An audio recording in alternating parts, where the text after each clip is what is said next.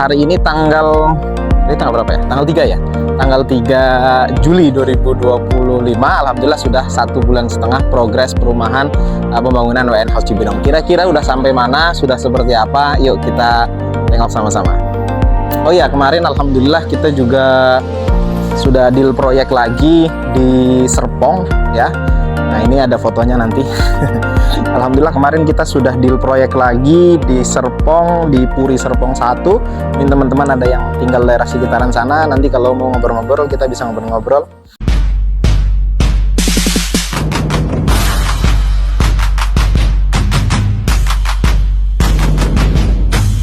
Assalamualaikum warahmatullahi wabarakatuh. Halo Sobat Om Arsitek, bertemu lagi dengan saya Fahmi, owner Om Arsitek. Alhamdulillah hari ini kita mau review atau kita melanjutkan update ya, update dari pembangunan WN House Cibinong hari ke berapa ya? Di hari ini tuh sudah sekitar 1,5 bulan ya. Progresnya sudah 1,5 bulan, pengerjaan renovasi. Per hari ini tanggal berapa ya? Tanggal 3 ya? Tanggal 3 Juli 2025.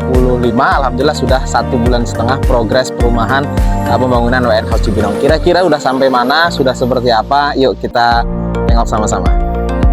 Saya sengaja nih ngambil sudut pandangnya dari yang agak jauh supaya terlihat ya secara apa ya, keseluruhan bangunan ya, secara keseluruhan bangunan.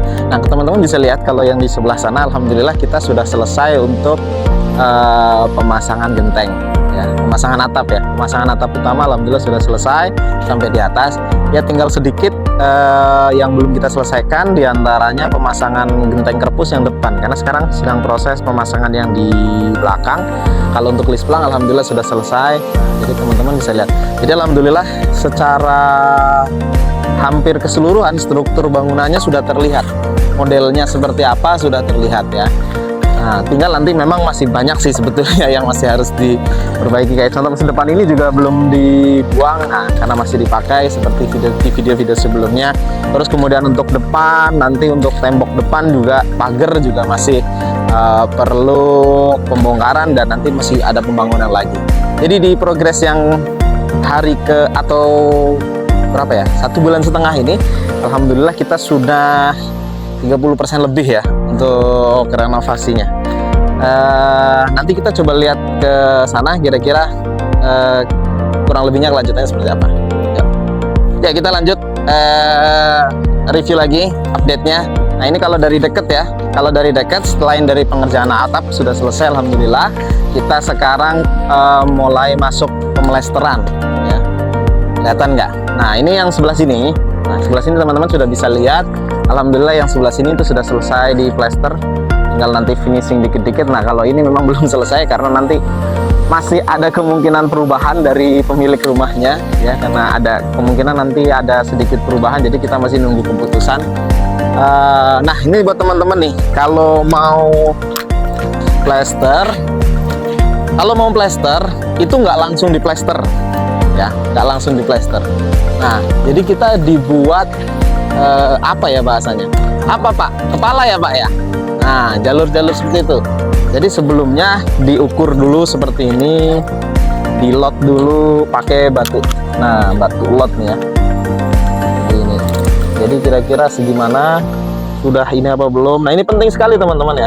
Supaya apa? Supaya nanti proses finishingnya ini nanti temboknya jadinya rata, jadinya lurus, nggak bengkok-bengkok segala macam gitu ya. Teman-teman mungkin kalau melihat di tempat lain, yang jelas kalau tukangnya sudah profesional, dia memang tukang yang biasa kerjanya memang bagus, pasti dia prosesnya seperti ini, nggak langsung tiba-tiba langsung main dihajar aja gitu ya, nggak ada prosesnya. Jadi ada prosesnya seperti ini teman-teman.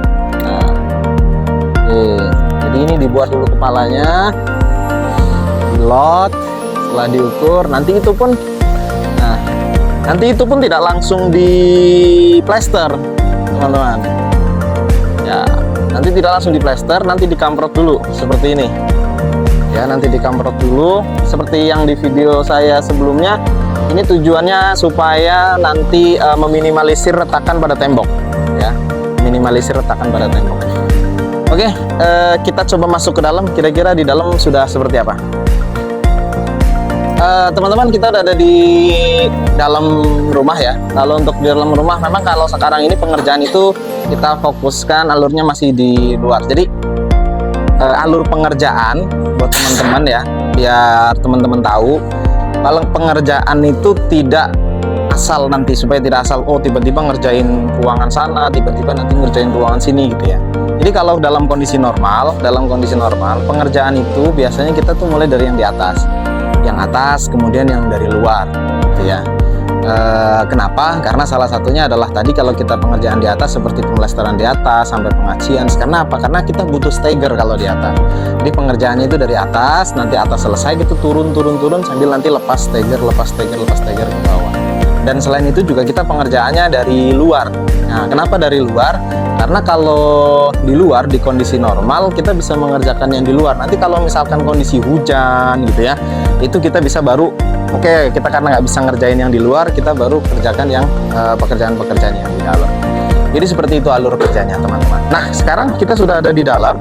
Mungkin teman-teman bisa lihat ini kondisi dalamnya. Mungkin teman-teman bisa melihat bahwa di dalam ini termasuknya cukup tinggi ya rumahnya. Dan nanti insya Allah ini kalau sesuai dengan desain pemilik itu nanti pemasangan plafon itu miring.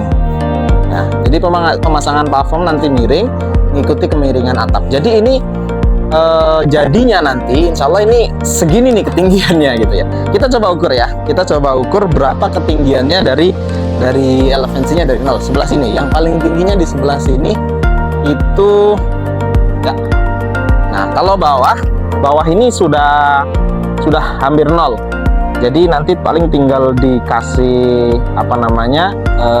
adukan sama untuk pemasangan keramik ya, pemasangan keramik atau granit. Jadi paling nanti naik dari sini tuh hanya sekitar 5 cm lah kurang lebih. Tapi ini sudah hampir nol. Terus kemudian kalau untuk ke atasnya, nah, jadi kita bisa mengukurnya. 6, kelihatan nggak nih? 6,2 ya, 6,2. Jadi tingginya itu 6 meter 20 cm. 6 meter 20 cm itu ketemu genteng. Nanti mungkin turun sekitar 20 cm dari genteng untuk plafon ya, untuk plafon. Jadi nanti sekitar ketinggiannya itu sekitar 5,9 nanti ketinggian bersih ya, 5,95 sampai dengan 6 meter, kurang lebihnya sekitar segitu. Cukup tinggi teman-teman. Nah, kenapa? Apa alasannya atau apa keuntungannya kalau rumah kita itu tinggi? Yang pertama, kalau rumah kita itu tinggi, pertama adalah keuntungan dari sirkulasi udara. Ya, sirkulasi udara tentunya jadi jauh lebih bagus, ruangannya jadi tidak pengap ya, dan terkesan jadinya lebih luas. Kenapa? Karena ke atasnya tinggi. Itu salah satunya, dan banyak sekali keuntungan-keuntungan lain. Makanya kalau sekarang kalau nggak salah lagi tren memang rumah tuh yang tinggi-tinggi ya. Yang tinggi, yang penting jangan omongan. Kalau omongan tinggi bahaya. Selain dari sirkulasi udara yang bagus, rumah yang bagus, nah ini salah satu keuntungannya kalau kita itu bangun rumah atau renovasi itu menggunakan jasa arsitek atau untuk desainnya seperti itu ya. Jadi kita bisa mengatur bagaimana nanti sirkulasi udara dan juga sirkulasi pencahayaan di dalam rumah. Jadi tidak hanya sekedar dibangun tapi juga dipikirkan, nanti sirkulasi udaranya bagaimana supaya tidak panas, bagaimana tidak pengap, bagaimana juga supaya tidak gelap itu seperti apa. Nah ini salah satu keuntungannya kalau teman-teman mau renovasi atau mau bangun rumah pakai jasa arsitek. Salah satu yang mungkin teman-teman bisa pakai atau yang teman-teman bisa gunakan untuk pencahayaan adalah penggunaan seperti ini. Sebetulnya ini di atas ini nanti akan dipasang jendela. Itu sebetulnya kalau tidak dipasang jendela itu jadi bangunan yang mati ya. Tapi ketika misalkan itu dimanfaatkan, dipasang untuk jendela di sana, sebenarnya bukan ya jendela mati sih sebetulnya, yang bukan buka tutup, tapi itu bisa digunakan sebagai sumber pencahayaan di siang hari. Jadi kita bisa lebih hemat listrik. Kenapa? Karena kita tidak perlu menyalakan lampu, tapi kita dapat pencahayaan dari sana. Atau misalkan teman-teman dapat ruangan seperti di sini nih. Nah, seperti di bawah ini, kelihatan ya. Nah, itu juga bisa jadi salah satu sumber pencahayaan. Ya, sumber pencahayaan. Ya, atau teman-teman kalau misalkan punya kamar nih seperti ini posisi kasusnya. Jadi kamar itu ada 3 misalkan. Kamar itu ada 3, misalkan di depan ada 1 kamar depan, itu bisa dapat pencahayaan dari jendela depan. Nah, nanti kalau kamar belakang, karena ini belakangnya kebetulan sudah tidak ada bangunan lagi, bisa dibuat jendela dan dapat pencahayaan dari belakang. Nah, kasusnya adalah bagaimana kalau ini ada di tengah gitu ya. Kalau kamarnya itu ada di tengah, terus kemudian otomatis kanan kiri tidak bisa bikin jendela, sebelahnya juga bangunan rumah orang lain, jadi tidak bisa bikin jendela. Nah, kita kasih lihat. Ini salah satunya bisa menjadi opsi yang buat teman-teman yang kalau misalkan buat kamar yang nggak bisa bikin jendela di kanan kirinya atau di sebelahnya gitu, nggak bisa. Nah, teman-teman bisa buat nanti pencahayaannya itu bisa dari atas. Jadi dari dak talang ya, dari dak talang yang kita buat. Nah, nanti di sana kita buatkan lubang seperti ini. Nanti kita tutup dengan kaca. Ya. Nanti kita tutup dengan kaca. Nah, nanti kita setting jadi sumber pencahayaan untuk ruang kamar yang di tengah. Jadi kalau kamar di tengah begini kita agak susah ya kalau misalkan tidak ada sumber pencahayaan. Kalau kita mau bikin tembok jendela di sini misalkan nggak bisa karena sebelah sudah tanah orang lain. Kanan kirinya otomatis nggak bisa karena sudah kamar sama kamar. Atau misalkan belakangnya sebelah sininya udah rumah orang lain, tembok lagi ya nggak bisa. Jadi seperti itu. Ini salah satunya contoh tips untuk teman-teman yang bisa digunakan untuk teman-teman yang punya kamar di belakang atau di tengah yang tidak bisa menggunakan jendela. Nah, teman-teman bisa buat pencahayaan dari atas. Karena penting sekali pencahayaan supaya ruangan tidak lembab, supaya ruangan tidak gelap seperti itu ya. Jadi ini penting sekali. Oke, kita coba lanjut ke depan lagi. Kita sudah mulai melakukan pemlesteran. Nah, ketika proses pemlesteran ini ada hal penting yang jangan sampai teman-teman lewatkan. Jadi kalau teman-teman mau renov sendiri atau teman-teman mau pakai jasa kontraktor ya, ini bisa jadi teman-teman harus perhatikan juga ya. Salah satunya adalah instalasi air dan listrik ya teman-teman, instalasi air dan listrik. Jadi sebelum tembok itu diplester, nanti diusahakan untuk instalasi air dan listrik, apalagi untuk air yang pipa-pipanya nanti ditanam di tembok, itu harus dipasang terlebih dahulu. Supaya apa? Supaya tidak kerja 2 kali. Contohnya misalkan ini, kalau untuk di dalam memang kita prosesnya kalau sekarang pemlesteran masih di luar ya, tapi kita sudah siapkan nih pipa untuk listrik ya, pipa untuk listrik. Nah, pipa untuk listrik sendiri itu banyak macamnya dan berbagai kualitas. Ya nanti teman-teman sesuaikan dengan kebutuhan. Kalau misalkan teman-teman butuh yang ya kalau mau cari murah ya pasti ada kualitasnya sesuai. Atau kalau enggak, kita biasanya kalau untuk pipa yang kita pakai itu pipa konduit ya. Nah, seperti ini. Ini kebetulan mereknya kita tutup aja karena kita nggak di-endorse. Ya, tapi pipa konduit yang tebal ya. Ini tebal.